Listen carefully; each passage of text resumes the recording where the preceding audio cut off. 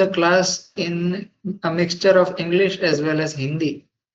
English और हिंदी दोनों भाषाओं का प्रयोग करना चाहते हैं हम, because many devotees, they are more comfortable with Hindi.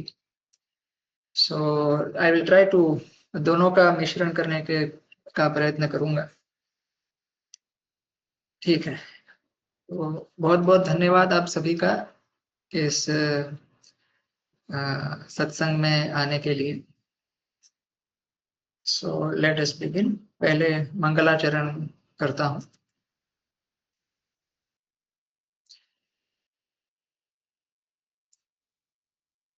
अज्ञानतिमिरान्धस्य ज्ञानाञ्जनशलाकया चक्षुरुन्मीलितं येन तस्मै श्रीगुरवे नमः।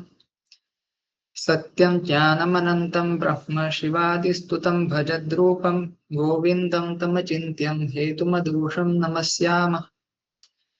सूत्रांशुभिस्तमांसि व्युदस्य वस्तूनि यः परीक्षयते स जयति सात्यवतेयो हरिरनुवृत्तो नतप्रेष्ठः।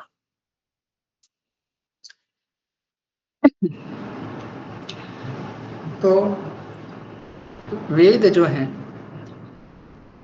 सभी धर्मों का मूल है, ऐसा मनुस्मृति में कहा गया है। So Veda is the basis of all धर्म,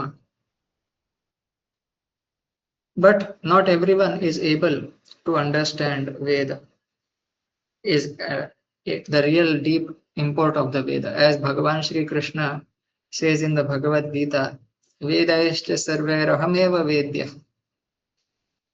सभी वेदों से मुझे ही जानना चाहिए, मैं ही जानने योग्य हूं सभी वेदों से।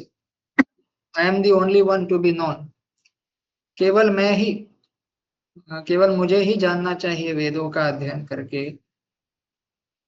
लेकिन सब लोग ये जान नहीं पाते कि भगवान कृष्ण ही वेदों का तात्पर्य है।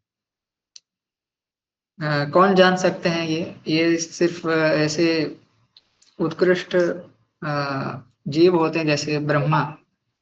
Just like Brahma, he studied the Vedas, the entire Vedas for 3 times consecutively, and then only he could understand that it is Bhagavan Shri Hari who is to be worshipped. ऐसे श्रीमद् भागवत में कहा गया है, right?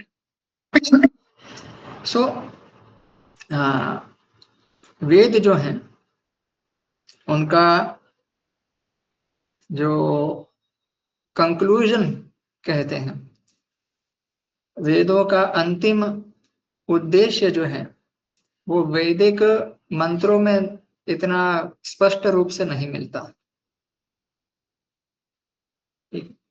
वेदों का उद्देश्य स्पष्ट होता है उनके अंतिम ग्रंथों से, जिन्हें हम कहते हैं उपनिषद। Upanishads are that section of the Veda, the final section of the Veda, in which the conclusion of the Veda is found. इसीलिए उपनिषद को कहा जाता है वेदों का अंत। वेदों का अंत कहते हैं। अंत मतलब खात्मा नहीं होता है यहाँ पे। अंत मतलब समिट, जो पराकाष्ठा। ठीक है, वेदों की पराकाष्ठा है उपनिषद, इसीलिए उपनिषद को कहते हैं वेदों का अंत, वेदांत। वेदांत शब्द का अर्थ है उपनिषद।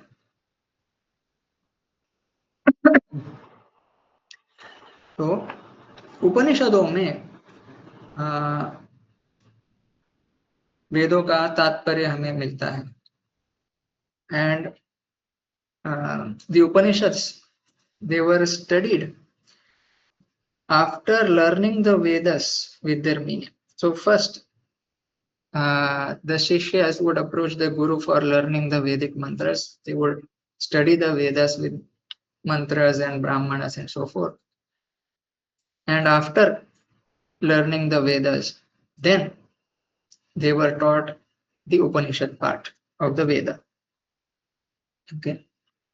So Upanishads contain the deliberation on the topics of Atma, Brahman, Mukti, liberation, and so on. ये जीवन का परम ध्येय है. This is the ultimate goal of life, which is spoken of in Upanishad. The ultimate reality is spoken of in the Upanishads. What is Atma? What is Brahma? What is Mukti? And so forth. So, the word Upanishad जो शब्द है, उसका अर्थ है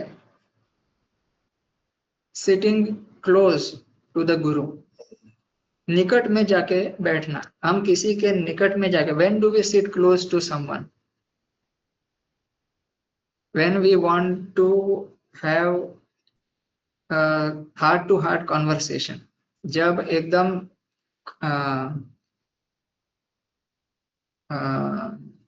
निजी बात करनी होती है, एकदम प्राइवेट टॉक्स जो करने होते हैं, तब हम किसी के निकट जाकर बैठते हैं. उपनिषद का मतलब है कि शिष्य जो है अपने गुरु के निकट जाके बैठता है और उनसे दिव्य ज्ञान प्राप्त करता है. जो ज्ञान बहुत ही गूढ़ है. It is a very confidential secret knowledge. ये जो ज्ञान है आत्मा के विषय पे, मुक्ति के विषय पे, ब्रह्म के विषय पे, ये कोई मामूली ज्ञान नहीं. It is not ordinary knowledge. कर्मकांड का भी ज्ञान नहीं है ये वेद. इस मंत्र का उच्चारण ऐसे करना है. You have to worship, do the sacrifice like this and chant this mantras. This is not like that. Upanishad जो नॉलेज देता है बहुत ही उच्च स्तर का है. It is a higher knowledge. इस भौतिक स्तर का नहीं.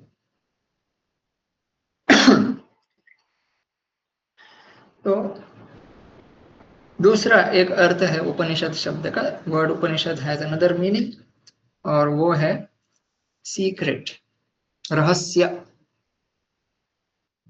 रहस्य है अर्थ उपनिषद शब्द का.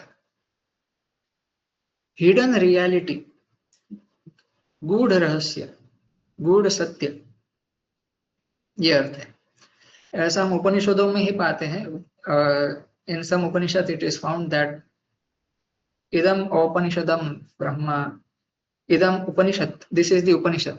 It means this is the secret, this is the so ब्रह्म का निरूपण करने के बाद वो बोलते हैं idam upanishad, ये उपनिषद है. this is the secret, this is the teaching, this is the hidden reality. ठीक है. ये भी एक अर्थ है उपनिषद शब्द का. तो उपनिषद जो है वो एक नहीं, दो नहीं है, बहुत सारे हैं. मुक्ति का उपनिषद है, उसमें 108 उपनिषदों का नाम सूचित किया गया है. 108 उपनिषद आर मेंशन्ड इन द मुक्ति का उपनिषद. सो क्योंकि इतने सारे उपनिषद हैं, उनमें अलग अलग तरह से अलग अलग विषयों पर बात की गई है. देखिए, not all Upanishad speak in the same way. कुछ उपनिषदों की थीम अलग है, दूसरे उपनिषदों की थीम अलग है. जैसे कुछ उपनिषद जो हैं वो ज्यादातर आत्मा के ऊपर विचार करते हैं. दूसरे उपनिषद जो है वो कुछ मंत्रों के ऊपर विचार करते हैं. Some other Upanishad they speak about some particular devata, like Gopala Tapani Upanishad. It speaks about Bhagwan Shri Krishna and his dham of Vrindavan and how to worship him by this mantra and visualizing this mantra in the form of a yantra. So उपनिषद के विषय अलग अलग हैं. कुछ basic विषय हैं, कुछ esoteric विषय हैं. तो भगवान श्री वेदव्यास, उन्होंने सभी उपनिषदों का जो टीचिंग्स है, जो सार है, उसको एक सूत्र के रूप में स्थापित किया, कोडिफाई करके। So Bhagwan Vedavyasa codified the teachings of all the Upanishads as Brahma Sutra. ठीक है, तो ऐसा करने से उन्होंने दिखाया कि सभी उपनिषद जो है वो एक ही सत्य की बात करते हैं। All Upanishad speak of only one reality, that's what he showed by making the ब्रह्म सूत्र। And what is that satya, what is that one reality which the upanishads speak about? It is brahman. So एक ब्रह्म सूत्र में भगवान वेद व्यास ज्यादातर generally उन्हीं उपनिषदों को refer करते हैं जो जनरल तरीके में दे स्पीक अबाउट ब्रह्मन। जो those upanishads which speak about brahman in a general way, these are the upanishads that Vedavyasa considers more in his Brahma Sutras. Okay. Because generally what happens is that students, the various students would study the Vedic mantras under their guru in the ashrama, Gurukula. After that, when they had the desire to know about the higher reality, they approached the guru and learned the Upanishads.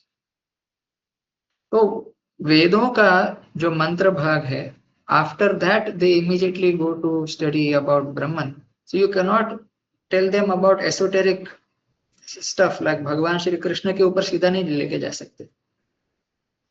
तो पहले उनको basic level से समझाना पड़ेगा कि देह, you are not the body, you are the आत्मा. So it is a systematic process how consciousness of a student has to be elevated. तो भगवान वेदव्यास ने भी पहले बेसिक टीचिंग से शुरू किया, उन्हीं उपनिषदों को ज्यादा रेफर किया जो आत्मा के ऊपर बोलते हैं, ब्रह्मा के ऊपर जनरल वे में बोलते हैं, नॉट स्पेसिफिकली एज कृष्णा। ठीक है, so and then in that way he established the characteristics of Brahman, characteristics of the Jivatma and so forth. So what are these general Upanishads or basic Upanishads which he referred for his Brahma Sutra? These are Brihadaranyaka Upanishad, which is a very big Upanishad, that's why the name Brihadaranyaka Upanishad. Then Chandogya Upanishad, then Katha Upanishad, and in that way he referred to about 11 to 12 Upanishads which are having the basic teachings about Brahman, Atma and Mukti.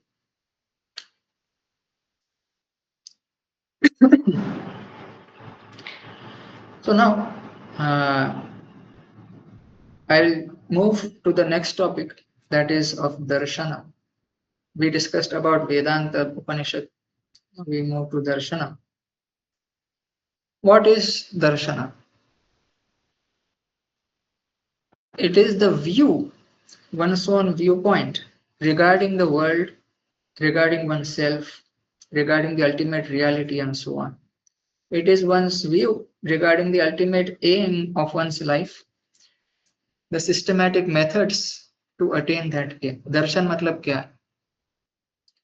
एक दृष्टिकोण है, जगत के प्रति एक जगत के बारे में दृष्टिकोण है, स्व खुद के बारे में दृष्टिकोण है, जीवन के ध्येय के बारे में एक दृष्टिकोण है, इसे कहते हैं दर्शन। Because there are various views of this reality, अलग अलग दृष्टिकोण है, कोई एक दृष्टिकोण नहीं है दुनिया में।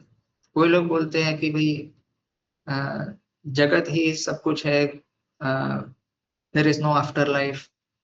कोई लोग बोलते हैं नहीं, देयर इज आफ्टर लाइफ, इस जीवन के बाद भी दूसरा जीवन है। कोई बोलते हैं और कुछ, कोई बोलते हैं और कुछ। बहुत सारे लोगों के बहुत सारे व्यूज है, दर्शन है। कौन से दर्शन है भारत में? भारतीय दर्शन कौन से है? वेदांत दर्शन एक है जो हम सीखेंगे। दूसरा दर्शन है सांख्य दर्शन, और दर्शन है योग दर्शन, दूसरा है न्याय दर्शन। ठीक है, ये अलग अलग दृष्टिकोण है परम सत्य क्या है और ये सब टॉपिक्स के ऊपर।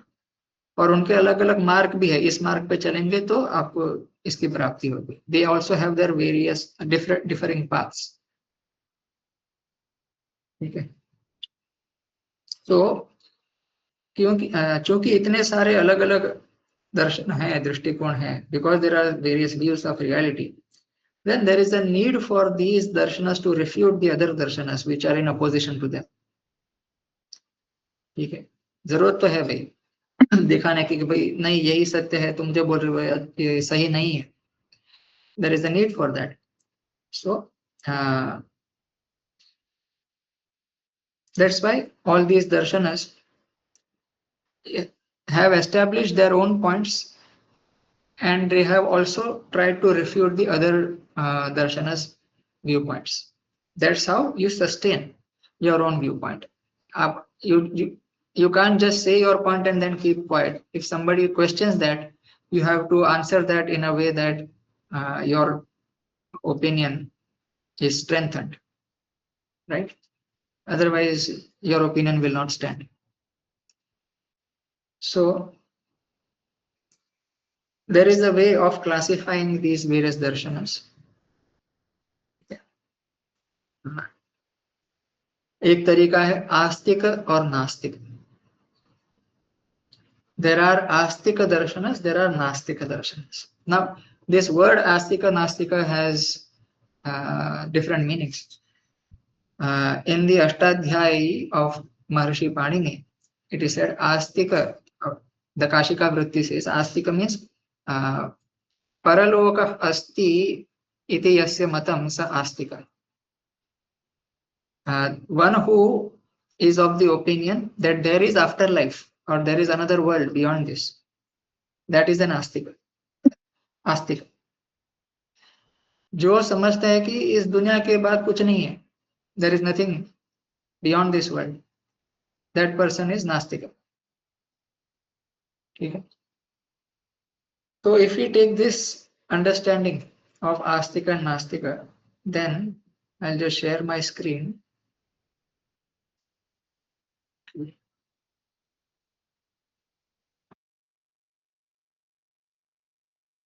Can you see the screen? Yeah.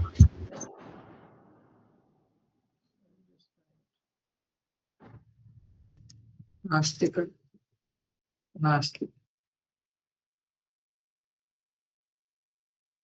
तो आस्तिक में कौन से दर्शन आएंगे? अगर हम ये मानेंगे कि परलोक है, ठीक है, उसमें आएगा वेदांत, फिर आएगा पूर्व मीमांसा,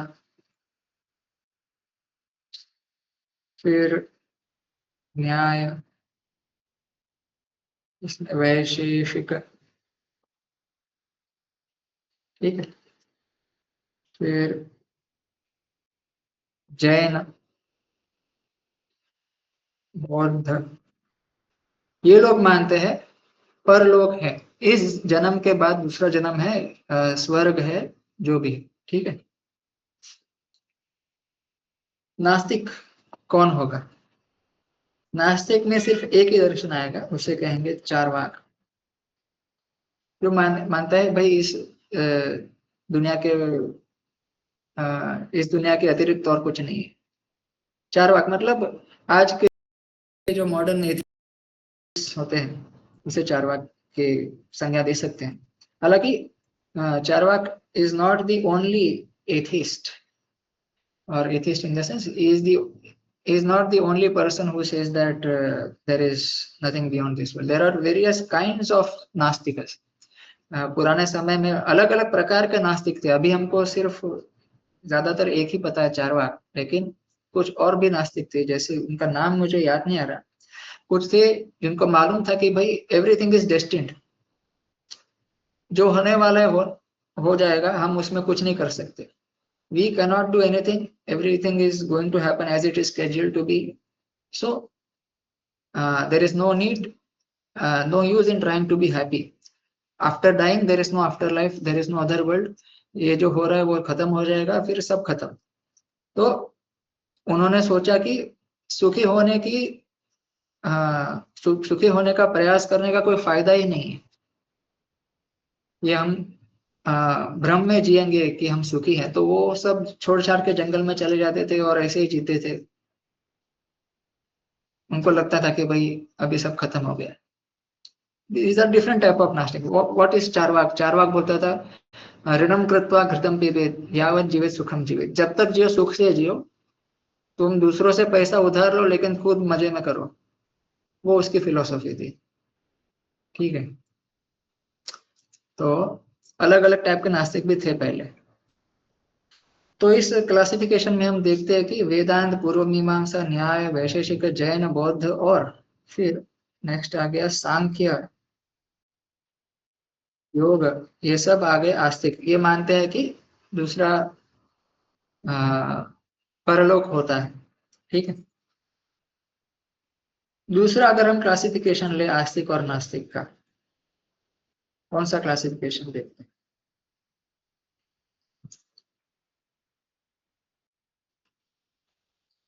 ये आजकल और या पुराने समय में भी ज्यादातर यही माना जाता था कि जो लोग मानते हैं ईश्वर है और जो लोग मानते थे ईश्वर नहीं है.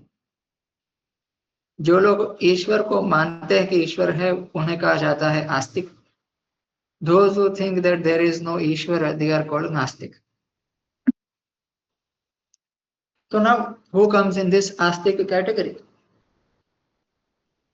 वेदांत कहता है ईश्वर है. और कौन कहता है? न्याय दर्शन कहता है ईश्वर है. वैशेषिक दर्शन कहता है ईश्वर है. ईश्वर कैसा ईश्वर? मैं इधर लिख देता हूं.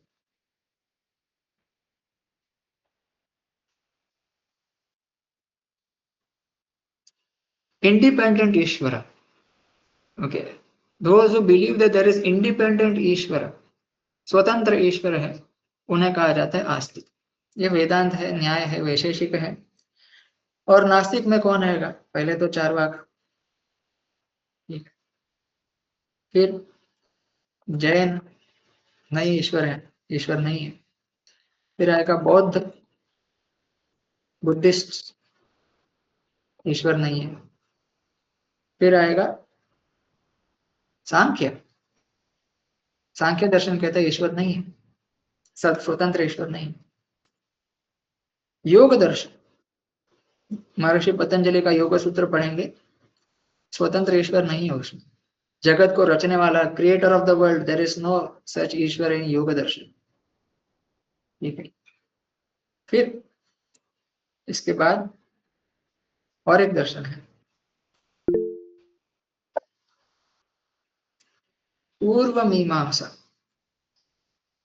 उसमें भी ईश्वर नहीं है. पूर्व मीमांसा क्या है बताना चाहूंगा.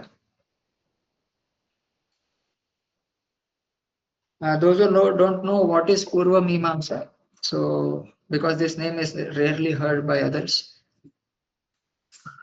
जो वेदों का मंत्र भाग है, the mantra section of the Vedas, mainly used for doing sacrifices, यज्ञ करने के लिए जिसका इस्तेमाल होता है, उसके ऊपर जो स्टडी है, उसका जो दर्शन है, उसे कहते हैं पूर्व मीमांसा दर्शन. वेद जो करने वाले ब्राह्मण वगैरह, क्षत्रिय, वैश्य जो भी है, पूर्व मीमांसा के हिसाब से ईश्वर में नहीं मानते. They don't believe in Ishwar. if they follow Purva Mimamsa. Vedika sacrifices the most religious thing that we can think about if we think about Hinduism, right? So they don't believe in God. देवता है, इंद्र है, अग्नि है, विष्णु है, रुद्र है. हाँ, विष्णु है. They accept Vishnu है. Vishnu is there. But who is he? He is just a देवता. When you जब ज्योतिषों में याग करते हैं तो उसके देवता विष्णु होते हैं. विष्णु को अर्पण करते हैं और उसका हमको फल देते हैं Vishnu. According to them, Vishnu is anga of karma. He is a part of karma kanda. He is not independent of karma. ठीक है. He is not creator of the world and he is not independent of karma also. भगवान में नहीं है वो. ठीक है. तो वेद करने वाले पंडित ब्राह्मण नहीं मानते ईश्वर में, अगर पूर्व मीमांसा के हिसाब से अगर वो चले तो. ठीक है. बहुत ही शॉकिंग हो सकता है किसी के लिए. तो ये हो गया हमारा क्लासिफिकेशन दूसरा टाइप का, आस्तिक और नास्तिक. स्क्रीन वापस शेयर करूंगा.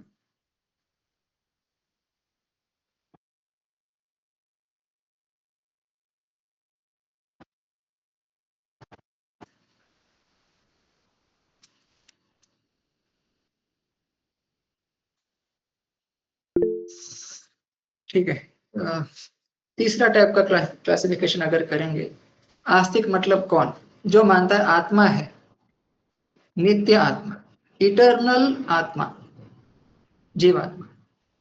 जो मानते हैं कि भाई जीवात्मा जो है नित्य है, अगर हम उसको आस्तिक बोले. और जो मानते हैं कि ऐसा कोई नित्य आत्मा नहीं है, उसको नास्तिक बोले. तो फिर क्लासिफिकेशन क्या करेंगे? तो वेदांत, न्याय, वैशेषिक, ये हो गए आस्तिक जो मानते हैं आत्मा नित्य है. और इसमें जुड़ जाएंगे सांख्य, योग और अचरज होगी किसी को जैन. जैन भी आस्तिक हो जाएंगे अगर हम इस डेफिनेशन को मानेंगे तो, कि आत्मा नित्य है. ठीक है. नास्तिक में कौन आएगा? चार्वाक आएगा पहले,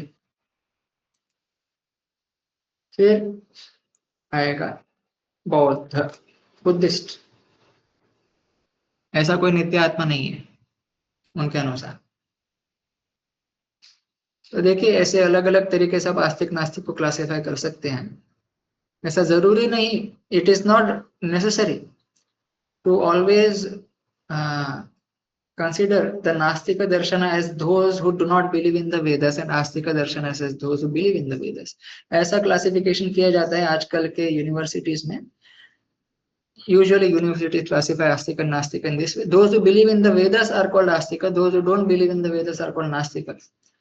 There is no justification for this classification. ऐसा कोई शब्द का अर्थ, आस्तिक शब्द का अर्थ वेदों का मानने वाला ऐसा हो नहीं सकता. ठीक. तो ऐसा हमने 3 टाइप के क्लासिफिकेशन देखे हैं. और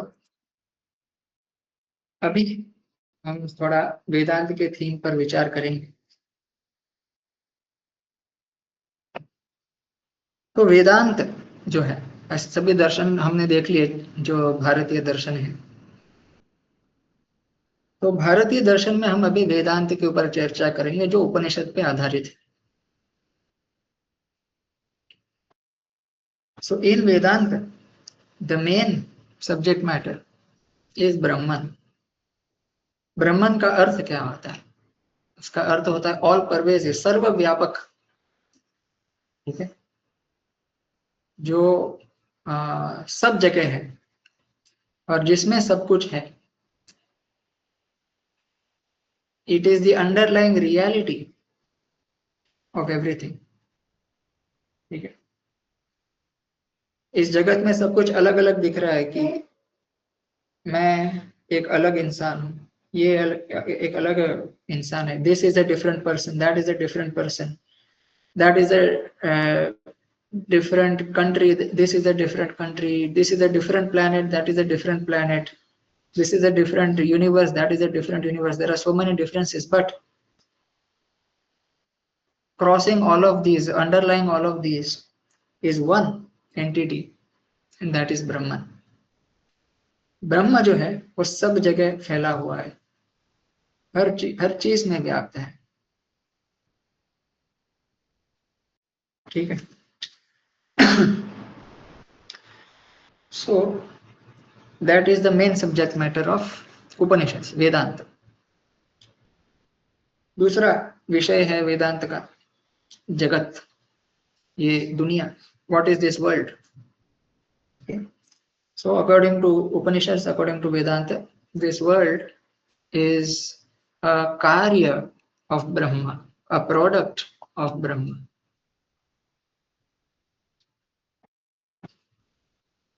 So ब्रह्म से इस जगत की सृष्टि हुई है. ये जगत का स्वरूप है. स्वरूप मतलब जगत का ब्रह्म से संबंध है. फिर the third topic of Upanishads is the jivas.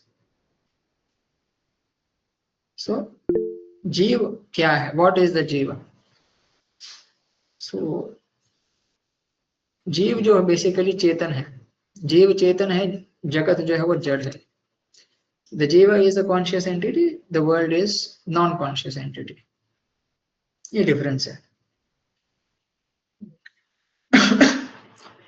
और एक विषय है उपनिषदों का कि जीव जो जगत में है, द जीवा is in this world, it is suffering. How can it get out of this world? How can it attain छुटकारा, लिबरेशन? मुक्ति. मुक्ति means what? liberation, freedom. That is the meaning of mukti. So how can the jiva attain freedom? That is another topic. And what is the goal? What is actually freedom? What you will attain when you become free? प्रयोजन क्या है? फल क्या है मुक्ति का? मुक्ति मतलब क्या? ठीक है. तो ये विषय है उपनिषदों के. तो वेदांत में भी अलग अलग मत है. There are different viewpoints even in Vedanta. There is Advaita Vedanta, there is Vishishtadvaita Vedanta, there is Dvaita Vedanta, there is स्वाभाविक भेदाभेद वेदांत, there is Achintya भेदाभेद Vedanta, and some other Vedantas are also there. So in that we are going to discuss about Chaitanya Vedanta, which is called as Achintya Bheda Bheda Tattva Vedanta. So according to Chaitanya Vedanta, Brahman is Krishna. Krishna जो है वो ब्रह्म है. जगत, this world, ये जगत जो है वो भगवान कृष्ण की माया शक्ति का परिणाम है. This world is a product of भगवान माया शक्ति. जीव जो है वो बहुत सारे हैं. देयर आर मेनी जीवस, दे आर ऑल इटर्नल. सभी जीव नित्य है और वो भगवान की तटस्था शक्ति के मैनिफेस्टेशन है. ये जीव है. और भगवान, जगत और जीव ये आपस में अलग अलग हैं और अभेद भी है सब में. There is a non difference between them and there is also, they are also different from each other. And this is possible because of Bhagavan's achintya shakti. Okay. This cannot be both, like something can be different from something. If it is different from something, it cannot be the same as that thing, cannot be one with that thing. But this world and Bhagavan, the Jivas and Bhagavan, they are different from Bhagavan, but they are also not different from Bhagavan. And this is not logically understood. You cannot understand it logically, and because you cannot understand it logically, you have to accept that it is achintya. It is because of Bhagavan's achintya shakti, भगवान की अचिंत्य शक्ति के कारण यह संभव है. क्योंकि शास्त्र, in shastras both statements are there. Jiva is one with Krishna, with Bhagavan. Jiva is different from Bhagavan. So both of them are true. जीवा अलग है भगवान से और जीवा अलग नहीं भी है भगवान से, पूर्णतः अलग नहीं है. ठीक है, तो यह है अचिंत्य भेदा भेद तत्व. इसके बारे में हम और कोर्स में चर्चा करेंगे. तो कृष्ण जो है, he is परब्रह्म, is ब्रह्म. he is सच्चिदानंद विग्रह. ही उनका एक स्वरूप है. ठीक है, उनका जो रूप है वो सच्चित आनंद है. वो नश्वर नहीं है. कृष्ण फॉर्म, कृष्ण का शरीर कभी नाश नहीं होता, क्योंकि उनका जन्म नहीं हुआ कभी. वो नित्य है, इटर्नल है, एवर एग्जिस्टिंग है. और वो चिदानंद, चिन्मय है. okay? और वो आनंदमय है, आनंदपूर्ण है. कृष्ण परवेड्स एवरीथिंग, सब जगह व्याप्त है. अगर आप श्रीमद् भागवत में देखेंगे, द सेकंड स्कंध, 9th chapter, shlokas 33 to 36 is called as the Chatushloki Bhagavata. So the essential message of Srimad Bhagavatam is explained in these 4 verses. So पहले श्लोक में भगवान श्री हरि कहते हैं ब्रह्मा जी से, अहम एव आसम एव अग्रे नान्यत यत् सदसत् परम पश्चाद अहम. और श्लोक आगे जाता है. तो सबसे पहले भगवान ही थे और कुछ नहीं था. जब सब जगत है तब भी भगवान है, और जब सब जगत नष्ट कर देंगे भगवान, तब भी भगवान रहेंगे. भूतकाल में भी थे हमेशा, वर्तमान में भी है, और भविष्य में भी रहेंगे. नित्य काल तक रहेंगे, नित्य है. ठीक है. So Bhagavan Shri Krishna is eternally free of maya. माया से सदैव मुक्त है, और वो माया के स्वामी भी है, माया को नियंत्रित करते हैं. He is the controller of Maya. He is the creator of this world and he is also aloof from this world. इस जगत से परे भी है, इस जगत से उनका कोई लेना देना नहीं है. ठीक है. हालांकि उनका जन्म नहीं होता, ही इज अनबॉर्न. ठीक है, वो अज है. अज मतलब he is unborn, he has never taken birth. Still वो इस जगत में जन्म लेते हैं अपने अलग अलग अवतारों के रूप में. ठीक है. श्रीमद् भागवत के 3रे स्कंद के 2रे अध्याय श्लोक 16-17 उद्धव कहते हैं विदुर से कि कृष्ण जो है वो अज है, फिर भी still he takes birth in the house of Vasudeva, in that prison. He took birth as a son of Vasudeva and Devaki. That is Vidambana. I am shocked to know about that. भगवान eternal existing है, वो ऐसे रूप, ऐसी लीला क्यों करते हैं? Uddhav was perplexed at that time. तो जन्म नहीं है उनका, फिर भी वो इस प्रकार से लीला करते हैं, जन्म लेते हैं. ठीक है. सो ये हो गया भगवान श्री कृष्ण ब्रह्म के विषय में गौड़ीय वेदांत के विचार। जगत के विषय में गौड़ीय वेदांत चैतन्य वेदांत कहते हैं कि ये जगत जो है वो भगवान कृष्ण की जो बहिरंगा शक्ति है उसका एक मैनिफेस्टेशन है। भगवान की मुख्यतः 3 शक्तियां हैं। स्वरूप शक्ति जो भगवान से बिल्कुल अभिन्न है, बहिरंगा शक्ति जो भगवान से बहुत भिन्न है, और तटस्था शक्ति जो इन दोनों स्वरूप शक्ति और बहिरंगा शक्ति के मध्य में आती है। उसका स्वभाव इन दोनों के मध्य जैसा है। तो ये जगत जो है भगवान श्री कृष्ण की बहिरंगा शक्ति है, उसका एक मैनिफेस्टेशन है। और ये जगत 3 गुणों का एक परिणाम है, 3 गुणों से बना हुआ है। सत्व गुण, रजोगुण, तमोगुण इस जगत को बनाते हैं। ये जगत जो है ये वास्तविक है।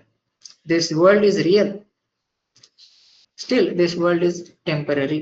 World is kshanikam, not kshanikam, but it is it will stay for a short time only.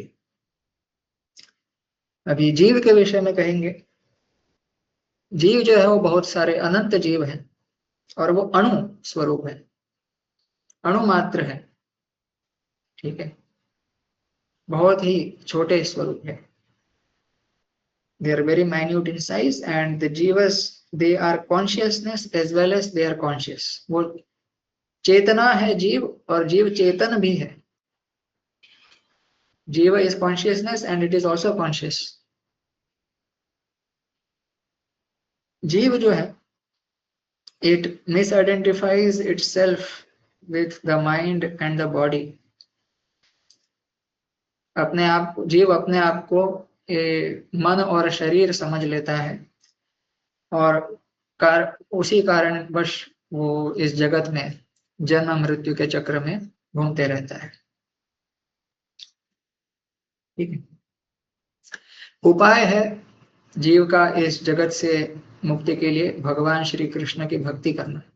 ये जानना, knowing that the jiva is subordinate to Bhagavan, is dependent on Bhagavan, is itself bhakti, and that coming to know that we are subordinate to Bhagavan is expressed with activities of hearing about Bhagavan, okay, of speaking about Bhagavan, of thinking about Bhagavan. This is the expressing or coming to terms with our Swarup as subordinate to Bhagavan.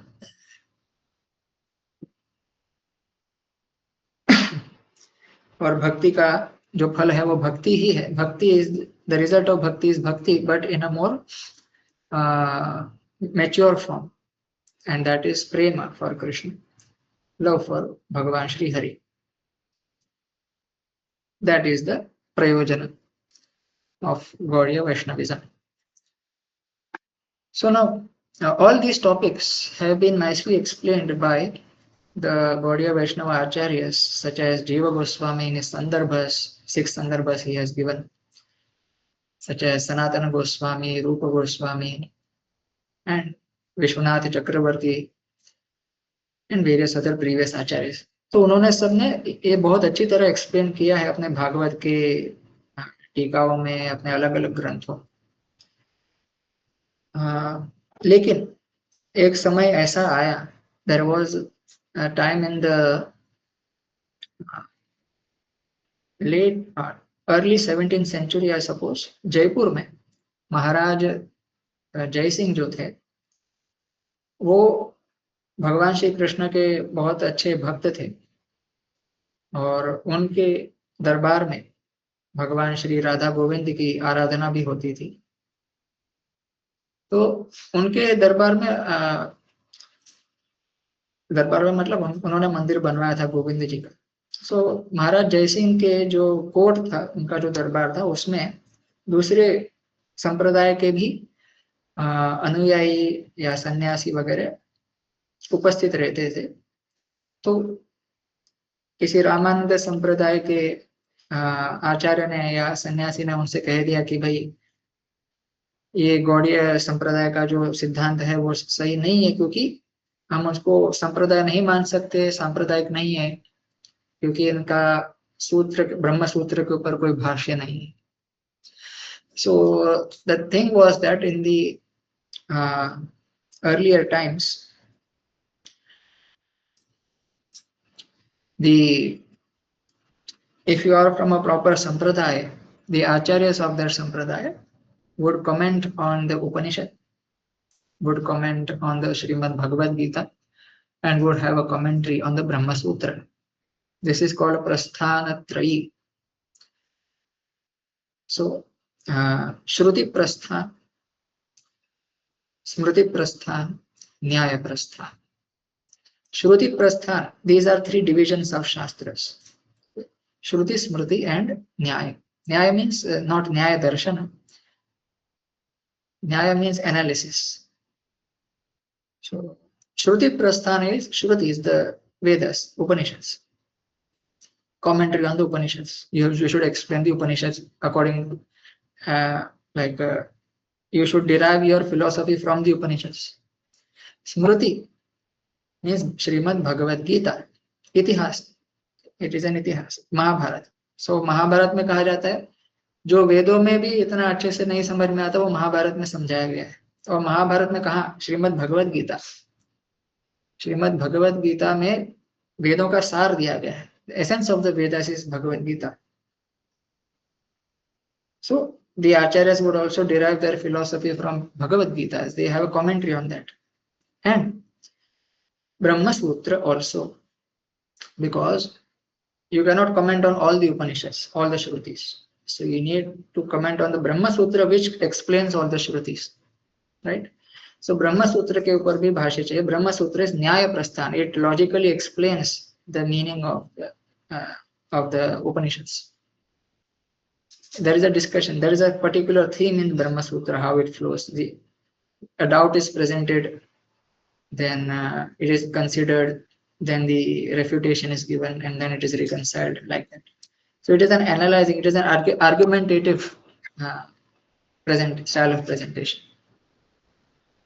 So न्याय प्रस्थान होना चाहिए. तो उन्होंने कहा कि इनका तो ब्रह्म सूत्र के ऊपर कोई भाष्य है ही नहीं. The Gaudiya Vaishnavas have no commentary on Brahma Sutras. How can we accept them as an authentic sampradaya of Vedanta? So then Sri Baladeva Vidyabhushan was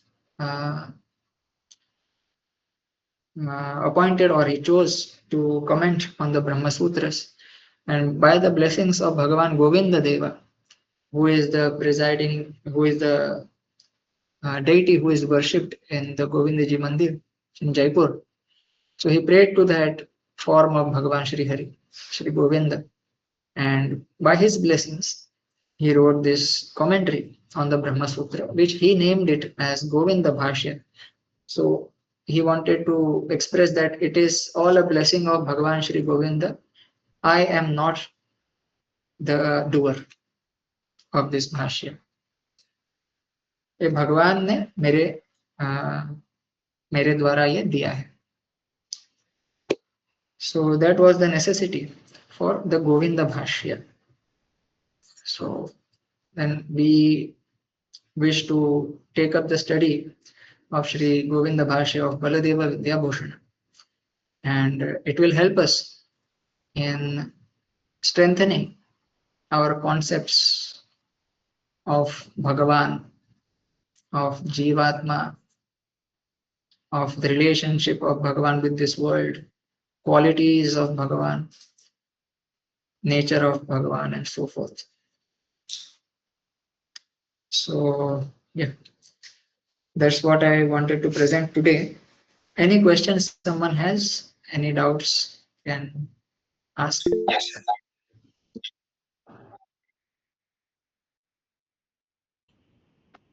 Yes, Sanjeev. हाँ, I had a question. So आपने बोला कि नास्तिक के बारे में कि जो वेद को नहीं मानता है या वेदास को नहीं मानने वाला व्यक्ति को नास्तिक यूनिवर्सिटीज में बोला है, ऐसा आपने बोला। मतलब ऐसा सिखाया जाता है basically, but I guess Manusmriti में एक श्लोक आता है जिसमें कहा कि नास्तिको वेद निंदकः। हाँ, नास्तिको वेद निंदक, ठीक है। तो वो डेफिनेशन अगर हम लेंगे तो ये डेफिनेशन सही बैठता है कि नास्तिक जो है वो जैन होता है, बौद्ध होते हैं और चार्वाक होते हैं, ठीक है। सो ये चौथा डेफिनेशन हो गया। थैंक यू फॉर करेक्टिंग मी।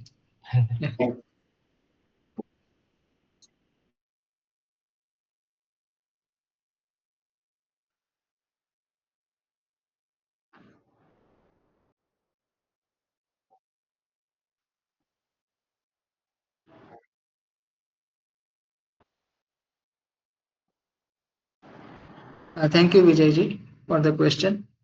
सो ईश्वर प्रणिधानाद्वा ये सूत्र आता है योगा सूत्र में। I will answer in English because the question is in English.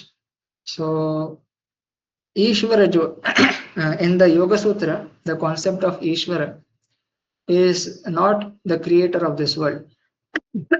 Sorry. He is a particular Purusha, a particular Atma who is eternally free from all the Kashayas. Okay.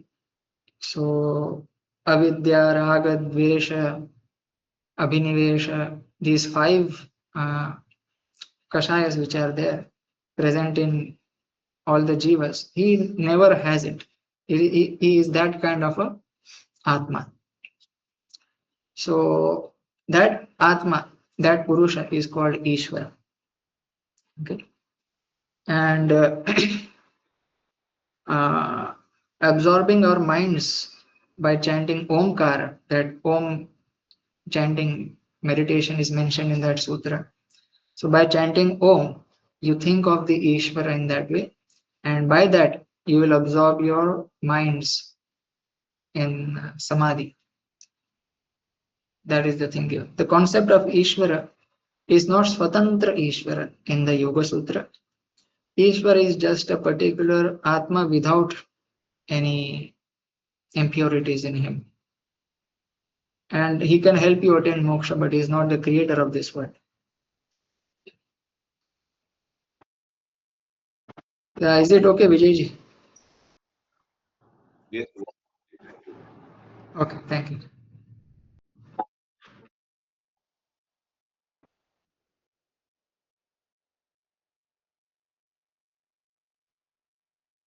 Yes, they're going to Swarga is eternal, they say. Yeah. That's right. Atma is eternal for them. Yeah.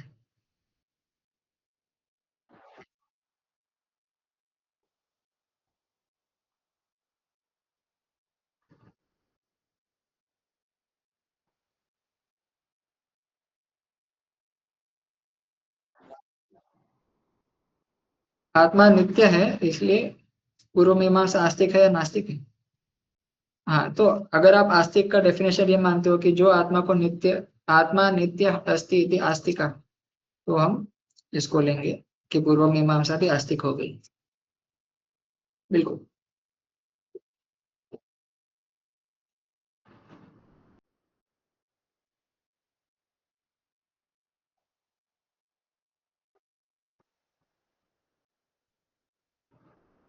प्रकृति के गुण सत्व रजस तमस, ये गुण तो वही प्रकृति, मतलब वो गुण का ही समूह तो है प्रकृति। प्रकृति इज कॉन्स्टिट्यूटेड ऑफ द गुणस। पुरुष is free of the gunas by swarupa, but because of his identification with the body, he is influenced by these gunas. Yeah.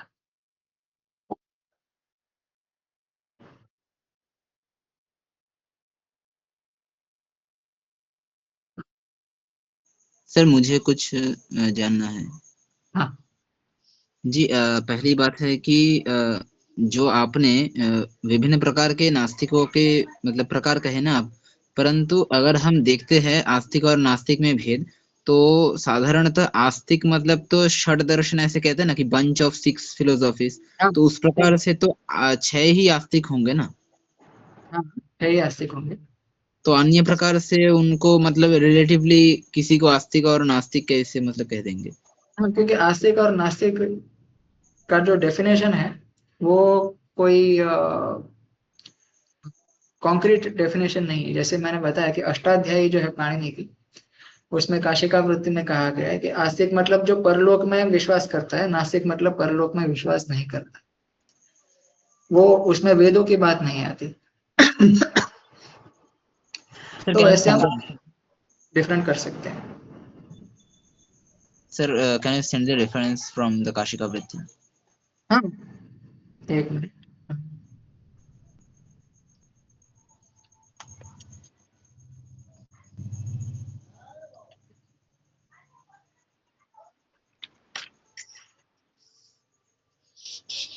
चौथे अध्याय का,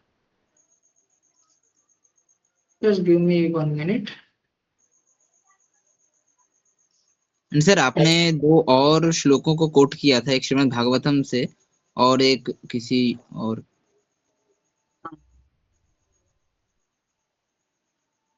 आप वो श्लोकों को क्या?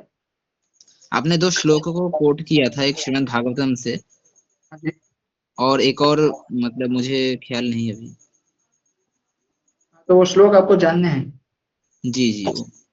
अच्छा, तो एक तो मैंने कोट किया था 2933 जी और दूसरा कोट किया था 3216। 3 to 16 वाला श्रीमद् भागवतम से। हाँ, ठीक है।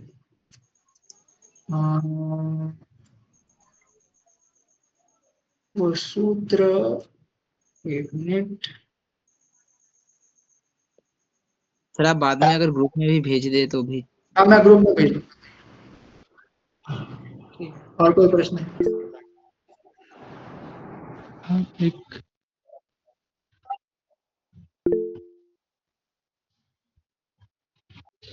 नहीं मानते। वो शब्द प्रमाण को एक तरह का प्रत्यक्ष और अनुमान का मिश्रण ही समझते हैं। सर अभी एक इस प्रश्न से एक बात याद आया कि ये पहली बात तो ये है कि हमारे संप्रदाय में कितने प्रमाण मतलब 6 प्रमाण में से कितने हमारे यहाँ माने जाते हैं। और दूसरी बात ये है कि जैसे अद्वैत वेदांत में देखा जाता है कि 6 में से 6 ही वहां पर माने जाते हैं, चार में से केवल प्रत्यक्ष। बौद्धों में प्रत्यक्ष के साथ अनुमान भी मानते हैं और अद्वैत में सब सारे 6 मानते हैं। तो क्या हमारे हम जैसे सारे 6 तो नहीं मानते, कुछ ही मानते हैं? मुख्यतः जैसे जीव गोस्वामी ने तत्व संदर्भ और उसके सर्व समाधि में इसका विचार विस्तृत रूप से किया है। तो मुख्यतः 3 प्रमाण हैं हमारे यहाँ, प्रत्यक्ष, अनुमान और शब्द।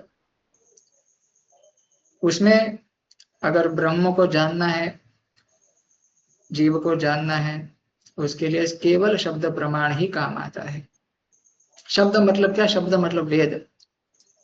शब्द मतलब और कुछ नहीं। शब्द मतलब वेद होता है। और जो आप्तवाक्यम शब्द, ऐसा भी एक डेफिनेशन होता है न्याय शास्त्र में। लेकिन हमारे संप्रदाय में जो भी वेदों ने कहा वो प्रमाण है, उपनिषद ने कहा प्रमाण है, पुराण, इतिहास, ये सब प्रमाण है। और जो हमारे शिष्ट हैं, आचार्य हैं, इन शास्त्रों का पालन करके जिन्होंने अपने हृदय में कुछ अनुभव किया है, वो जब कहते हैं वो भी प्रमाण है, वो भी शब्द ही है। बट सर ऐसी कोई बात है क्या कि जो संप्रदाय मतलब 6 प्रमाणों को ही मानते हैं तो वो ज्यादा वैलिड अथवा ऐसा कुछ? मतलब हम तो 6 को नहीं मान रहे ना, केवल 3 को मान रहे हैं। नहीं, तो छह जो कैटेगरी है अद्वैत वेदांत की, उसमें अर्थापत्ति और ये सब इंक्लूडेड है। हाँ तो हम भी मानते हैं। जैसे जीव गोस्वामी ने 10 प्रमाणों की लिस्ट दी है पहले, ठीक है। उसमें ऐतिह्य हो गया और अर्थापत्ति भी आ गया, उसमें अनुपलब्धि भी आ गया। तो अनुपलब्धि, अर्थापत्ति, ऐतिह्य, ये भी हम प्रमाण मानते हैं, लेकिन वो स्वतंत्र प्रमाण नहीं है। ये सब शब्द के उप उपजीवक है, दे आर डिपेंडेंट ऑन शब्द प्रमाण। जैसे ऐतिह्य प्रमाण इज डिपेंडेंट ऑन प्रत्यक्ष, और जो अर्थापत्ति प्रमाण इज डिपेंडेंट ऑन अनुमान, एंड दिस क्या बोलते हैं, चेष्टा इज डिपेंडेंट ऑल्सो ऑन प्रत्यक्ष प्लस अनुमान। तो इन तीनों प्रमाणों के अंतर्गत आ जाते हैं ये सब प्रमाण। ठीक है सर, एक्चुअली मेरा क्वेश्चन ये है कि जो 6 एपिस्टेमोलॉजी है ना, तो अगर कोई ऐसा फिलोसॉफी है विच एक्सेप्ट्स द मतलब 6 एपिस्टेमोलॉजी को ही जो स्वीकार करते हैं, तो वो क्या ज्यादा रैशनल है अथवा ऐसी नहीं, कोई बात है? ऐसी कोई बात क्यों होगी? आप बताइए, what is the reasoning behind that, कि वो ज्यादा प्रमाण को मानते हैं तो उसमें कैसे हो गया उसका ज्यादा बलवान पक्ष? उसका पक्ष ज्यादा बलवान कैसे हो गया? ऐसा तो नहीं होता। अभी आप कोर्ट में खड़े हैं, कोई गवाही दे रहा है, और वो एक एक ही विटनेस है, आई विटनेस। ठीक है, आई विटनेस है, he is the strongest witness. फिर आपके पास और कोई गवाह हो कि भाई इस समय वो यहाँ पे नहीं था, उस समय, अगर आई विटनेस है, that is the strongest evidence. तो अगर हम एक ही मानेंगे प्रमाण, अगर वो इतना बलशाली है कि बाकी सभी प्रमाण को उसके सामने खड़े ही ना होने दे, सो योर पॉइंट, आपका पॉइंट कोई तोड़ नहीं पाएगा। नंबर ऑफ प्रमाण कोई मायने नहीं रखता, कितना बलशाली प्रमाण है वो मायने रखता है। Okay sir. मेरा क्वेश्चन क्लास के शेड्यूल और क्लास के टाइम से रिलेटेड है। क्या क्लास का शेड्यूल होगा, मतलब कब कोर्स?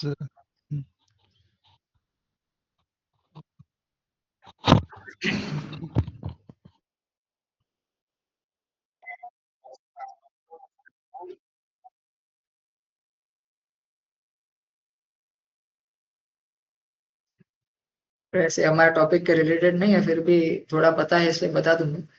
तो आ, उनके अनुसार जो शब्द होता है, जो हम वाक्य बोलते हैं, कैसे समझ में आता है कि आ, हम पहले ट्रेनिंग लेते हैं लैंग्वेज में कि भाई ये जो शब्द है इसका मतलब ये होता है, ये शब्द का मतलब ये होता है, ये शब्द का मतलब ये होता है, ये सब मिला के ये वाक्य बनता है। तो हमको पता है शब्द और अर्थ के बीच में क्या संबंध है। ठीक है, तो ये हमको प्रत्यक्ष रूप से बताया गया है। और जब हम दूसरा कोई वाक्य सुनते हैं तो हम फिर अपना दिमाग लगाते हैं कि भाई इसने ये सब बताया, इसका कनेक्शन ये होता है, तो इसका मतलब ये होना चाहिए। अनुमान लगाया, अनुमान से हमको मतलब पता चला। तो शब्द प्रमाण कोई विशेष प्रमाण नहीं है उनके हिसाब से, वो अनुमान और प्रत्यक्ष का कॉम्बिनेशन है इस प्रकार। ठीक है, हालांकि ये गलत है, वो उसकी डिस्कशन अलग है। ठीक है ऋषि जी। ओके,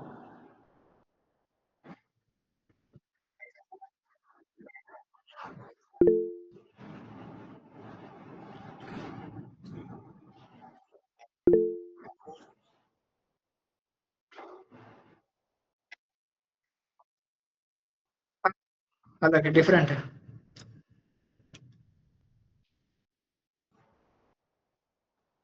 चैतन्य महाप्रभु की फिलोसफी के लिए आप जीव गोस्वामी के ग्रंथ पढ़िए, मध्वाचार्य की फिलोसफी के लिए आप उनके ग्रंथ पढ़िए, फिर कंपेयर कीजिए।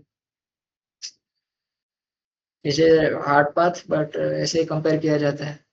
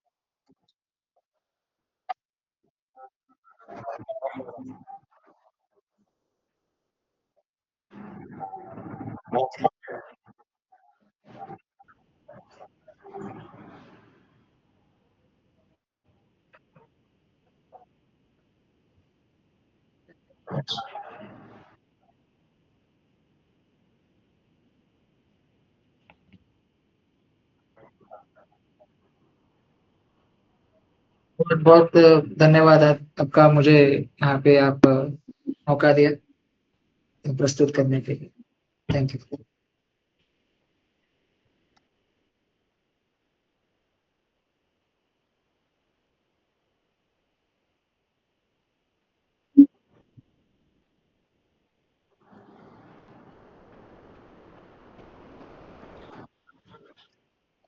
जय गुरु।